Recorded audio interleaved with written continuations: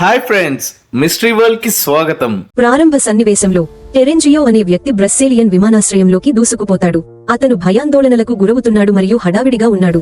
అతను flight miss అయ్యాడని చాలా మంది అనుకుంటారు, కానీ నిజం అంతకు మించి ఉండదు. అతను పశ్చిమాన ఏదైనా టిక్కెట్ కోసం హెల్ప్ డెస్క్ ని అడుగుతాడు, కానీ 2 గంటల తర్వాత సమీపంలోని టిక్కెట్టును కనుగొంటాడు.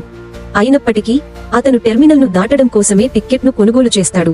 అదే విమానాశ్రయంలో ప్రముఖ ఇన్ఫ్లుయెన్సర్ ఇనెస్ న్యూయార్క్ లో స్నేహితుడితో వీడియో చాట్ చేస్తున్నప్పుడు ఆమె అకస్మాత్తుగా ఉక్కిరిబిక్కిరి చేసి స్పృహ తప్పి పడిపోయింది. ఇనెస్ ఆందోళన చెందుతుంది. ముఖ్యంగా ఆమెకు సహాయం చేయడానికి ఆమె ఏమీ చేయలేకపోతుంది. బయట టీవీ రిపోర్టర్లు, లైవ్ షో హోస్టులు కెమెరా ముందు బయటపడ్డారని టీవీ చూస్తున్న వాళ్లు చూస్తున్నారు. అంతేకాదు, ఒక వీధి మొత్తం ప్రజలు స్పృహ కోల్పోయి నేలపై పడి ఉన్నారు. ఏం జరుగుతుందో తెలిసిన టెరెంజియోకి తప్ప ఇది ఒక రకమైన జోక్ అని వీక్షకులు భావిస్తున్నారు. తాను నటించాల్సిన సమయం వచ్చిందని చెప్పి టెర్మినల్ కు పరుగెత్తాడు. ఒక గార్డు పరధ్యానంలో ఉన్నప్పుడు టెరెంజియో అతని తుపాకీని లాక్కొని అందరినీ తన దారి నుండి తప్పించమని అడుగుతాడు. అతను కొద్ది నిమిషాల్లో మాస్కోకు బయలుదేరబోతున్న ఫ్లైట్ కి పరుగెత్తాడు. అతను లోపలికి ప్రవేశించి అందరినీ తుపాకీతో పట్టుకున్నప్పుడు కొంతమంది ప్రయాణికులు మాత్రమే విమానం ఎక్కారు. పైలట్ తప్పిపోయాడు మరియు పైలట్ మాథ్యూ టెర్రరిస్ట్ కు సహాయం చేయడం ఇష్టం లేదు. వారు తుపాకీ కోసం పోరాడుతుండగా ఒక బుల్లెట్ మాథ్యూ అరచేతికి తగిలి అతనికి గాయమైంది. వెలుపల ప్రయాణికులు భయపడుతున్నారు మరియు విమాన సహాయకురాలు గాబ్రియల్ వారిని ప్రశాంతంగా ఉంచడానికి ప్రయత్నిస్తుంది. టెరెంజియో కాక్పిట్ నుండి బయటకు వచ్చి విమానంలో పైలట్ ఉన్నారా అని అడుగుతాడు. సిల్వీ అనే మహిళ లేచింది, అయితే ఆమె రిటైర్డ్ హెలికాప్టర్ పైలట్ మాత్రమే. టెరెంజియో ఆర్డర్ ప్రకారం ఆమె మరియు మాథ్యూ ఇతర ప్రయాణికులందరితో బయలుదేరారు. బుల్లెట్ కారణంగా ఏవియానిక్స్ విచ్ఛిన్నమైంది మరియు ఫలితంగా విమానం నుండి ఎవరూ బయట ఎవరినీ సంప్రదించలేరు. విమానం గాలిలో ఉన్నప్పుడు సిల్వీ మరియు మాథ్యూ టెరెంజియోతో తర్కించడానికి తమ వంతు ప్రయత్నం చేస్తారు, కానీ ఆ వ్యక్తి మొండిగా ఉంటాడు. తాను నతోకి నియమించబడిన అధికారినని మరియు వారికి తెలియని విషయానికి తనకు తెలుసునని అతను చెప్పాడు. పురికొల్పబడిన తరువాత సూర్యుని కిరణాలు ప్రాణాంతకంగా మారాయని అతను వెల్లడించాడు. మరుసటి రోజు నుండి సూర్యోదయం ప్రతి ఒక్కరిని చంపబోతోంది, ఇంట్లో ఉండే వారిని కూడా. జపాన్, కొరియా వంటి తూర్పు దేశాలలో ఇది ఇప్పటికే ప్రారంభమైంది మరియు సూర్యోదయం వాటిని పట్టుకుంటే విమానం తదుపరి లక్ష్యం అవుతుంది. మాథ్యూ మరియు సిల్వీ అతన్ని నమ్మరు మరియు అతను మానసిక అనారోగ్యంతో ఉన్నాడని సిద్ధాంతీకరించారు. టెరెంజియో కూడా అతను ఒక ఇడియట్ లాగా కనిపించవచ్చని అంగీకరించాడు, కానీ అతను కాదని పేర్కొన్నాడు. మాథ్యూ చేతికి తీవ్ర రక్తస్రావం అవుతోంది, ఇది దీర్ఘకాలంలో సమస్యను కలిగిస్తుంది. లారా అనే ప్రయాణికులలో ఒకరు చిత్తవైకల్యం ఉన్న వృద్ధుడికి హోమ్ హెల్త్ నర్సుగా ఉన్నారు. ఆమె విమానంలో ఉన్న ఏకైక వైద్య నిపుణురాలు కాబట్టి పైలట్ కు సహాయం చేసే బాధ్యతను ఆమె తీసుకుంటుంది. గాయాన్ని మూసివేయడానికి వారికి కుట్టుకిట్ లేదు కాబట్టి వారు వేడి కత్తిని ఉపయోగిస్తారు. మాథ్యూ నొప్పితో కేకలు వేయడంతో ప్రయాణికులు మరింత భయాందోళనకు గురయ్యారు. వారు నిరసన తెలపడం మొదలు పెడితే అందరి ప్రాణాలకు ముప్పు వాటిల్లుతుందని మాథ్యూకు తెలుసు. అందువల్ల అసలు గమ్యస్థానానికి వెళ్లే ముందు టెరెంజియో కోరిక మేరకు వారు వేరే ప్రదేశంలో దిగుతారని అతను వారికి చెప్పాడు. తమను తుపాకీతో తీసుకెళ్లినప్పటి నుంచి తమను రక్షించేందుకు యుద్ధ విమానాలు వస్తున్నాయని మాథ్యూ భావిస్తున్నాడు. కానీ కొన్ని కారణాల వల్ల సిల్వీకి వారు తమంతట తాముగా ఉన్నట్లు అనిపిస్తుంది. అయాజ్ అనే ప్రయాణికుడు సూర్యుడి గురించి మాట్లాడటం విని పైలట్ వారితో అబద్ధం చెబుతున్నాడని అనుమానించాడు. అకస్మాత్తుగా ఒక అరబ్ ప్రయాణికుడు దగ్గు ప్రారంభించి స్పృహ తప్పి పడిపోయాడు. అయాజ్ అతనికి సహాయం చేస్తున్నట్లు నటించి ఆ ప్రక్రియలో టెరెంజియో తుపాకీని లాక్కుంటాడు. అయాజ్ ఆదేశానుసారం టెరెంజియో టాయిలెట్ లోపల లాక్ చేయబడింది మరియు మాథ్యూ నిజం చెప్పమని అడిగాడు. టెరెంజియో పశ్చిమాన ఎక్కడికైనా వెళ్లాలనుకున్నందున తాము ఐస్లాండ్ లో దిగుతున్నామని పైలట్ వెల్లడించాడు. అక్కడ పోలీసులు ఉగ్రవాదిని అరెస్టు చేసి మిగతా వారిని విడిచిపెడతారు. అతను సూర్యుని గురించి మరియు అది ప్రజలను చంపుతుందని టెరెంజియో ఎలా భావిస్తున్నాడో కూడా చెబుతాడు. దీంతో ప్రయాణికులు తీవ్ర ఆవేదనకు గురవుతున్నారు. వారు ఫ్లైట్ ఎక్కే ముందు జరిగిన వింత విషయాలు గుర్తుకు తెచ్చుకుంటారు మరియు వారి కుటుంబం గురించి ఆందోళన చెందుతారు. మాథ్యూ అందరినీ శాంతింపజేసి కెప్టెన్ గా అందరినీ రక్షించే బాధ్యత తీసుకుంటాడు. కొద్దిసేపటి తర్వాత అతను ఐస్లాండ్ లోని విమానాశ్రయంలో దిగడానికి ప్రయత్నించాడు, కానీ ట్రాఫిక్ నియంత్రణ నుండి సిగ్నల్ అందలేదు. వారు భూమిని దగ్గరగా చూడగలిగినప్పుడు అనేక విమానాలు ఒకదానికొకటి క్రాష్ అయ్యాయని మరియు ప్రజలు చుట్టూ తిరుగుతున్నట్లు వారు గమనించారు. వారు చివరకు టెరెంజియో నిజం చెబుతున్నారని నమోదు చేస్తారు, కానీ రన్వే బ్లాక్ చేయబడినందున వారు ల్యాండ్ చేయలేరు. విమానంలో స్కాట్లాండ్ కి కొంచెం పశ్చిమాన ప్రయాణించడానికి తగినంత ఇంధనం మాత్రమే ఉంది, కాబట్టి కెప్టెన్ అలా చేయాలని నిర్ణయించుకున్నాడు మరియు ఉత్తమమైన వాటి కోసం ఆశిస్తున్నాడు. అతను టెరెంజియోను టాయిలెట్ నుండి బయటకు తీసుకువస్తాడు, తద్వారా మనిషి ఏమి జరుగుతుందో అందరికీ చెప్పగలడు. తన సీనియర్ల సంభాషణను వినడం ద్వారా సూర్యుడి గురించి తెలుసుకున్నట్లు అతను వెల్లడించాడు. ఇది ఎందుకు జరుగుతుందో లేదా జరుగుతుందో అతనికి తెలియదు. ఎప్పుడైనా ఆపండి, వాళ్లు బ్రతకాలంటే సూర్యోదయానికి దూరంగా ఎగిరి గంతేస్తారన్నది అతనికి తెలుసు. ఇంతలో ఇంతకు ముందు తప్పిపోయిన అరబ్ వ్యక్తి ఇంకా నేలపైనే ఉన్నాడు. ఊపిరి పీల్చుకోవడం చాలా కష్టంగా ఉంది మరియు అతను కార్డియాక్ అరెస్ట్ కి వెళ్లబోతున్నాడు. తన చివరి శ్వాసలతో వజ్రాలు మింగినట్లు చెప్పారు. నర్సు లారా అతనిని రక్షించడానికి తన సాయశక్తులా ప్రయత్నిస్తుంది, కానీ ఆమె ప్రయత్నాలు ఫలించలేదు. అదే సమయంలో వారు స్కాట్లాండ్ లో ఎమర్జెన్సీ ల్యాండింగ్ ద్వారా వెళతారు. అక్కడ మాథ్యూ విమానాన్ని గోడను ఢీకొట్టకుండా సెకన్ల దూరంలో ఆపివేస్తాడు. వారు బయటికి వెళతారు మరియు వారి ఫోన్లు వారి ప్రియమైన వారి నుండి నోటిఫికేషన్లతో చిమ్ చేయడం ప్రారంభిస్తాయి. ఘోరమైన సూర్యకాంతి గురించిన వార్తలతో ఇంటర్నెట్ నిండిపోయింది. ప్రపంచంలోని సగం మంది మరణించారు మరియు మిగిలిన సగం వారి మరణం కోసం వేచి ఉంది. విమానాశ్రయం ఖాళీగా ఉంది, ఎందుకంటే పారిపోయే అవకాశం ఉన్న ప్రతి ఒక్కరూ పారిపోయారు మరియు ఇతరులు తమను కాపాడుతుందని ఆశించి చీకటి ప్రదేశాలలో దాక్కున్నారు.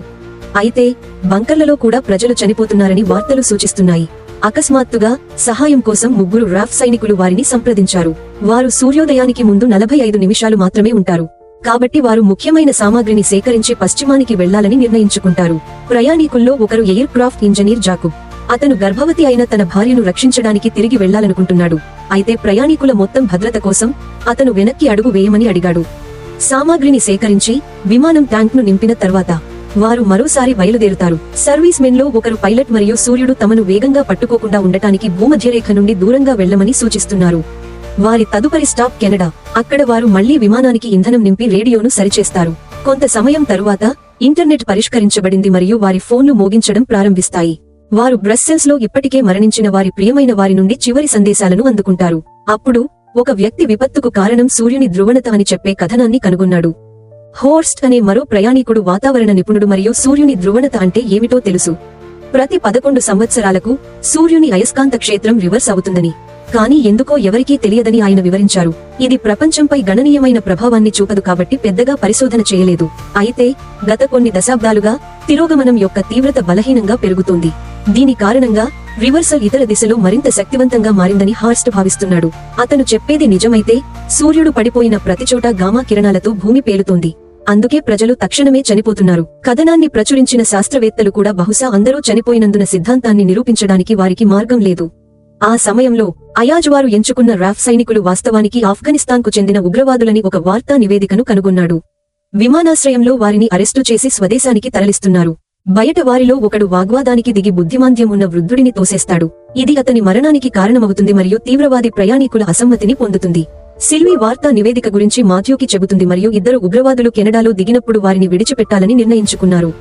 కొన్ని నిమిషాల తర్వాత అవి దిగి సూర్యోదయానికి 2 గంటల ముందు ఉంటాయి. సూర్యరశ్మికి అనేక మంది బాధితులు నగరం చుట్టూ ఉన్నారు. సమీపంలోని దుకాణంలో రేడియో విడిభాగాలను రిపేర్ చేయడానికి ఉగ్రవాదులను కోరింది. వారు అంగీకరిస్తున్నారు కానీ గాబ్రియెల్ మరియు జాకుబ్లను తమతో తీసుకెళ్లాలని పట్టుబట్టారు. సమస్య ఏమిటంటే జాకుబ్ కి ప్లాన్ గురించి తెలుసు కానీ గాబ్రియెల్ కి తెలియదు. అందువల్ల వారు దుకాణంలో ఉన్నప్పుడు మరియు జాకుబ్ తీవ్రవాదులను ఒక గదిలో బంధించినప్పుడు గాబ్రియెల్ అతనితో రావడానికి నిరాకరించాడు. ఆమెను ఒప్పించేందుకు జాకుబ్ సమయాన్ని వృధా చేయడు. చివరికి అతను తీవ్రవాదులచే అనుసరించబడుతున్నప్పుడు విమానాశ్రయానికి చేరుకుంటాడు. కానీ గాబ్రియెల్ తిరిగి నగరంలోనే మిగిలిపోతాడు. ఆమె లేకుండానే విమానం బయలుదేరుతుంది. ఉగ్రవాదులు దానిని అనుసరించి కిటికీని బుల్లెట్ తో కొట్టగలుగుతారు. అదృష్టవశాత్తు ప్రయాణికులకు ఇది ఒక పగుళ్లను మాత్రమే సృష్టిస్తుంది. కాబట్టి వారు ఒక స్థాయి ఎత్తులో ఉంటే అది విచ్ఛిన్నం కాదు.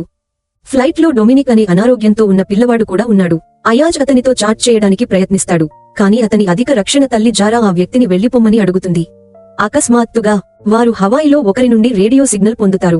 సంభాషణను తగ్గించారు. అయితే కొంతమంది ప్రాణాలు నీటి అడుగున బంకర్లో ఉన్నాయని, అందుకే వారు సజీవంగా ఉన్నారని వారు ఊహిస్తారు. మాథ్యూ వీలైనంత త్వరగా హవాయికి వెళ్లాలని కోరుకుంటాడు. కానీ అస్పష్టమైన సందేశం కారణంగా అక్కడికి వెళ్లడం తెలివి తక్కువదని సిల్వీ భావిస్తాడు. ఇంతలో కెప్టెన్ అన్ని నిర్ణయాలు తీసుకుంటాడని టెరెంజియో కోపంగా ఉన్నాడు. అతను నిరసన తెలిపాడు మరియు అందరూ ఇక నుండి నిర్ణయం తీసుకోవడానికి ఓటు వేస్తామని ఒక ఒప్పందానికి వస్తారు. పరిస్థితులు శాంతించడం ప్రారంభించినప్పుడు విమానం పనిచేయకపోవడాన్ని సూచిస్తూ ఒకే సమయంలో అనేక అలారాలు మోగుతాయి. సమస్యలను విశ్లేషించిన తర్వాత ముందుగా విమానాన్ని అనుసరిస్తున్న తీవ్రవాదులలో ఒకరు ల్యాండింగ్ గేర్కు తనను తాను అటాచ్ చేసుకున్నాడని మాథ్యూ తెలుసుకుంటాడు. అతను అక్కడే ఉండిపోతే వారు దిగలేరు.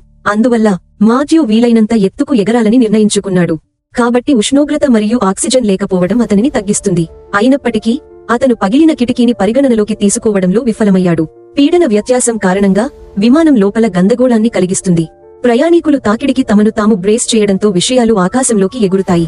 మాథ్యూ త్వరగా విమానాన్ని తక్కువ ఎత్తుకు తీసుకువస్తాడు మరియు జాకుబ్ కొంత సమయం పాటు కిటికీని మూసివేయడానికి ఒక చెక్క బోర్డుని ఉపయోగిస్తాడు. అందరూ శాంతించారు కానీ డొమినిక్ కి శ్వాస తీసుకోవడంలో ఇబ్బంది ఉంది, ఎందుకంటే అతని శ్వాసకోశ నాళిక దూరంగా ఎగిరిపోయింది. అయాజ్ ఒక ప్రణాళిక గురించి ఆలోచిస్తాడు మరియు శ్వాసకోశ గొట్టాన్ని తయారు చేయడానికి ఆక్సిజన్ పైపును ఉపయోగిస్తాడు. జరా కృతజ్ఞతతో మరియు సిగ్గుతో అయాజ్తో ఇంతకు ముందు చులకనగా ఉంది. హవాయి ఇకపై ఎంపిక కాదని కెప్టెన్ అందరికీ చెబుతాడు, ఎందుకంటే వారు ఈ ఎత్తులో సమయానికి చేరుకోలేరు. అలాస్కాన్ ద్వీపమైన అట్టులో దిగడం అత్యంత సాధ్యమయ్యే ఎంపిక. అంతేకాకుండా అల్లకల్లోలం ఉరితీసిన ఉగ్రవాదిని వదిలించుకోలేకపోయింది. అయాజ్, జాకుబ్ మరియు టెరెంజియో అండర్ క్యారేజ్ వద్దకు వెళ్లి అతనిని చూడటానికి విమానం నేలపై రంధ్రం చేస్తారు. టెరెంజియో తన తుపాకీని చీకట్లోకి గురిపెట్టడానికి ఉపయోగిస్తాడు కానీ నేరస్తుడు దానిని లాగి దాదాపు అతనిని చంపేస్తాడు. అదృష్టవశాత్తు అయాజ్ అతనిని రక్షించడానికి వచ్చి ఉగ్రవాదిని కాల్చి చంపాడు. అరబ్ ప్రయాణికుడు చనిపోవడానికి కారణం అతనే అని ప్రయాణికులు తెలుసుకునేలోపు అతను కొన్ని నిమిషాల పాటు వారి హీరో అవుతాడు. వారు అతని మృతదేహాన్ని కెనడాలో తిరిగి పాతిపెట్టారు. అక్కడ ఒక వ్యక్తి అయాజ్ తన కడుపు తెరిచి చూశాడు. అయాజ్ బ్రస్సెల్స్ నుండి మాస్కోకు వజ్రాలను స్మగ్లింగ్ చేస్తున్న కాన్ ఆర్టిస్ట్ అని ఒప్పుకున్నాడు. వజ్రాలు అతని అంగీకారంతో అరబ్ వ్యక్తి శరీరం లోపల ఉన్నాయి. కానీ అతను భయపడే సూచనలను పాటించనందున అతను మరణించాడు. ఒప్పుకోలు విన్నప్పుడు కొంతమంది ప్రయాణికులు అయాగ్ను ఉగ్రవాదులలా వదిలివేయాలని నిరసన వ్యక్తం చేశారు. అయితే మొత్తం ఓటు అయాగ్కు అనుకూలంగా పడింది. ఫలితంగా అతను ఏవియానిక్స్ బేలో చేతికి సంకెళ్లు వేయబడ్డాడు. కింది సన్నివేశంలో వారు అలాస్కాలో దిగి టేకాఫ్ చేయడానికి ముందు ట్యాంక్లో మళ్లీ నింపుతారు. గాలిలో ఉన్నప్పుడు శీతోష్ణస్థితి నిపుణుడు హోర్స్ట్ ఏదో వింతను కనుగొంటాడు. కెనడాలో వారు తీసుకున్న పండ్లకు ఎలాంటి రుచి ఉండదు. గామా కిరణాలు చాలా తీవ్రంగా ఉండటం వల్ల అవి ఆహారం యొక్క పరమాణు నిర్మాణాన్ని పునర్నిర్మిస్తున్నాయని అతను భావిస్తున్నాడు. చాలా ముఖ్యమైన విషయానికి ఏమిటంటే ఇది ఆహారం యొక్క పోషక విలువను తగ్గిస్తుంది. ఇలాగే సాగితే కొన్ని వారాల్లో ఆకలితో చనిపోతుంది. మాథ్యూ ప్రమాదాన్ని గుర్తించాడు. అయితే వారి ప్రాథమిక ఆందోళన సూర్యుడి నుండి పారిపోవడమేనని పేర్కొంది. గత కొన్ని గంటల్లో అతను తనపై నియంత్రణ కోల్పోవడం ప్రారంభించాడు. సిల్వీ అతనిని విశ్రాంతి తీసుకోమని అడిగాడు కానీ అతను తన సాధారణ స్వభావానికి భిన్నంగా ఆమెపై అరుస్తాడు. ప్రయాణికులు అతన్ని బలవంతంగా విశ్రాంతి తీసుకుని కాక్పిట్ వెలుపలికి తీసుకురావాలని నిర్ణయించుకున్నారు. చిరాకుగా ఉన్నప్పటికీ మాథ్యూ రాబోయే కొన్ని గంటలు నిద్రపోతానని హామీ ఇచ్చాడు.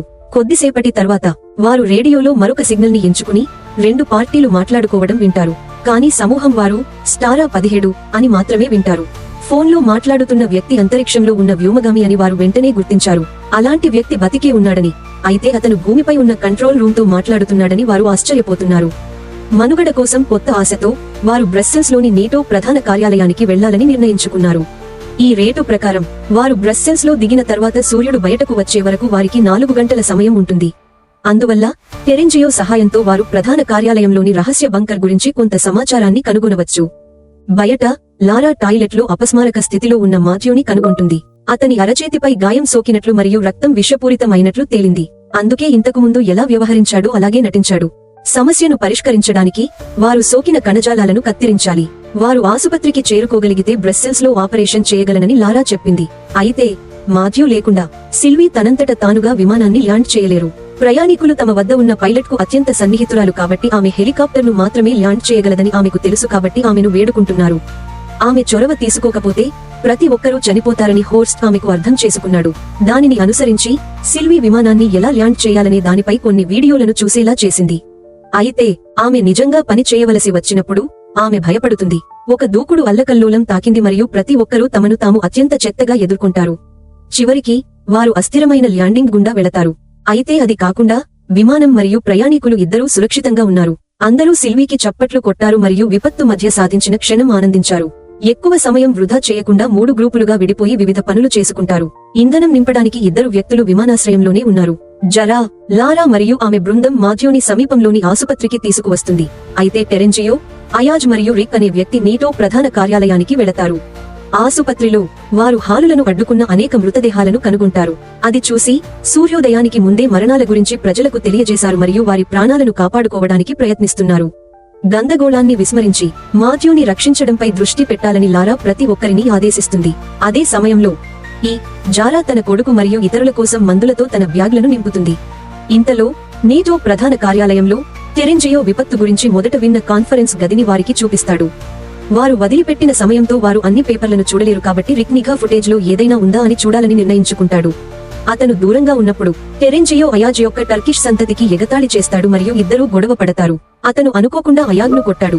అతను స్పృహ తప్పి పడిపోయాడు మరియు భారీగా రక్తస్రావమయ్యాడు. మరెక్కడో రిక్ బల్గేరియాలో ఒక ఆనకట్ట కింద ఉన్న బంకర్ గురించి అధికారులు మాట్లాడుతున్న రికార్డింగ్ ని కనుగొన్నాడు. స్థలం పేరు స్టారా 17. వారు కొన్ని గంటల క్రితం రేడియోలో విన్నారు. అతను కుర్రాళ్ల వద్దకు తిరిగి వెళ్లేలోపు టెరెంజియో అతని వద్దకు వచ్చి అయాజ్ అప్పటికే వెళ్లిపోయాడని చెప్పాడు. రిక్ తెరపై రక్తపు మడుగులో పడి ఉన్న అయాజ్ మృతదేహాన్ని చూస్తాడు కానీ మాట్లాడటానికి చాలా భయపడతాడు. సూర్యోదయానికి అరగంట ముందే అందరూ విమానం ఎక్కుతారు. మాథ్యూ తన ఉత్తమ స్థితిలో లేడు. కానీ శస్త్రచికిత్స తర్వాత మెరుగ్గా ఉన్నాడు. అయాజ్ తమ కంటే ముందే పారిపోయాడని టెరెంజియో అందరికీ చెబుతాడు. అయితే అతను తిరిగి వచ్చే వరకు వారు ఇక వేచి ఉండలేరు. బరువెక్కిన హృదయాలతో అకస్మాత్తుగా విమానం ముందు కారు ఆపి అయాజ్ బయటకు వచ్చినప్పుడు వారు ఇంజిన్లను స్టార్ట్ చేస్తారు. కింది సన్నివేశంలో టెరెంజియో ఏవియానిక్స్ బేలో చేతికి సంకెళ్లు వేయబడుతోంది. బల్గేరియా ప్లాన్ పని చేయకపోతే మరొక గమ్యాన్ని చేరుకోవడానికి వారికి తగినంత ఇంధనం లేదా సమయం ఉండదని సిల్వీ అందరికీ చెబుతుంది. వారు క్రిందికి తాకినప్పుడు ప్రతి ఒక్కరూ తప్పనిసరిగా సిద్ధంగా ఉండాలి, ఎందుకంటే వారికి బంకర్ ఉన్న ప్రదేశానికి వెళ్లడానికి కేవలం 20 నిమిషాలు మాత్రమే ఉంటుంది. మూర్ఛ వచ్చినప్పుడు అయాజ్ టాయిలెట్లో ఉన్నాడు. ఇది కొన్ని సెకన్ల పాటు మాత్రమే ఉంటుంది మరియు అతను చాలా రక్తాన్ని కోల్పోయిన కారణంగా అతను భావిస్తాడు. అయితే అతను ఇతరులకు చెప్పడం మానేశాడు. అతను బయటికి వచ్చినప్పుడు అతను టెరెంజియోతో ఏమి చేయాలనుకుంటున్నాడని అడిగాడు. అతనికి హత్యశిక్ష విధించడం ఇష్టం లేక ఆ వ్యక్తిని తమతో పాటు బంకర్కి రావడానికి అనుమతిస్తాడు. కొద్దిసేపటి తర్వాత వారు బల్గేరియన్ విమానాశ్రయంలో దిగారు మరియు 2 వేర్వేరు వాహనాలను నడుపుతూ 2 గ్రూపులుగా విడిపోయారు. సిల్వీ మొదటి కారును నడుపుతూ దారి చూపుతుండగా అయాజ్ రెండవ కారును నడుపుతున్నాడు. దారిలో అతను మళ్లీ మూర్ఛను పొందాడు. దీని వలన వాటిని క్రాష్ చేస్తాడు. మొదటి కారు ఇప్పటికే చాలా దూరం నడిచింది మరియు సమూహం తక్కువ సమయంలో కొనసాగించడానికి మార్గం లేదు. ఒక కూడలి వద్ద సిల్వీ కుడి మలుపు తీసుకుని సగం తెరిచిన గేట్కు చేరుకుంది. ఒక ప్రయాణికుడు దానిని తాకడానికి ప్రయత్నిస్తాడు మరియు విద్యుత్ కారణంగా ఎగిరి గంతేస్తారు. అంతేకాకుండా గేట్ తెరిచి ఉండటానికి వారు బటన్ను నొక్కడం కొనసాగించాలి. తనను తాను రీడింగ్ చేసుకోవడానికి టెరెంజియో సిల్వీ మరియు సమూహం లోపలికి వెళ్లేటప్పుడు ఇతరుల కోసం వేచి ఉండమని ఆఫర్ చేస్తాడు. బయలుదేరే ముందు సిల్వీ అతనికి ద్రోహం చేయకుండా స్టాండ్ కి సంకెళ్లు వేస్తాడు. ఇతర సమూహం వచ్చినప్పుడు మాత్రమే అతను స్వేచ్ఛగా ఉంటాడని కూడా ఇది నిర్ధారిస్తుంది. అయితే అయాజ్ మరియు బృందం కూడలి వద్ద ఎడమ మలుపు తీసుకుని ఆనకట్టకు అవతలి వైపు నుండి ఇదే గేటుకు చేరుకుంటారు. ప్రవేశ ద్వారం పైకి ఎక్కడానికి మరియు దాటి వారి దుస్తులను ఉపయోగిస్తారు. చివరికి వారు వేర్వేరు నిష్క్రమణలను తీసుకున్నప్పటికీ వారందరూ బంకర్ ప్రవేశ ద్వారం చేరుకుంటారు. ప్రయాణికులను చివరకు సైనిక పురుషులు స్వీకరించారు. వారు వారిని లోపలికి స్వాగతించారు మరియు వారు ఇక్కడ సురక్షితంగా ఉన్నారని ధృవీకరించారు. టెరెంజియో బయట ఒంటరిగా ఉండి దేవుడిని క్షమించమని అడుగుతాడు. సూర్యుడు ఉదయిస్తున్నప్పుడు అతను దానికి ఎదురుగా నిలబడి దాని ఉత్తమంగా చేయమని అడుగుతాడు. చివరికి అతను కూడా చంపబడ్డాడు. ఇలాంటి మరెన్నో వీడియోస్ కావాలనుకుంటే ప్లీజ్ సబ్స్క్రైబ్.